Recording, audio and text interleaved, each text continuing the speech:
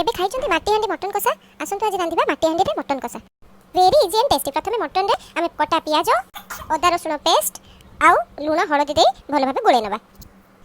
भलो भाबे गोळे सारला परे एबे गोटे पैन रे किछि सोरिष तेल को गरम करनेबा। सोरिष तेल भलो भाबे गरम हे सारला परे माटी हांडी रे गोळे के रखिथिबा मटन रे किछि गरम मसला घरे तयारी करथिबा गरम मसला रसुण आउ गरम तेल जो गरम तेल रखिथिबा से गरम तेल को मिसे गोळे दबा। तापर किछि अल्प किछि पानी भी दे दबा। तापरे आमे कोन करबा अटा डो बनै केमति चारिपटे लगे नबा। तापरे सेतिरे कैप टाको भलो भाबे दे दबा। एबे हमरो ता पूरा एयर टाइट भी बनि गला। तापरे गैस चूल्हा रे लो फ्लेम रे गोटे तावा प्रथमे बसेबा। तावा ऊपर आमे से माटी हांडी टाको नेकी बसे दबा। तापरे आमे भूली जिबा आमे बसेचे बोली 45 मिनिट पर्यंत। 45 मिनिट परे ताको खोलिबा पूरा बढ़िया से हमरो मटन कसा रेडी हो जाइतबो। टिके स्मोकी स्मोकी फ्लेवर भी आसीबो। आ आपण खाइबे देखिबे एटा बहुत यूनिक भी लागिबो आ बहुत टेस्टी लागिबो आ वेरी इजी। आपण पाखे जदी मटन रांधिया को टाइम नथिबो एमती आराम से बसे देकी पळेबे। रेडी हे गला मोर इजी पीजी माटी हांडी मटन।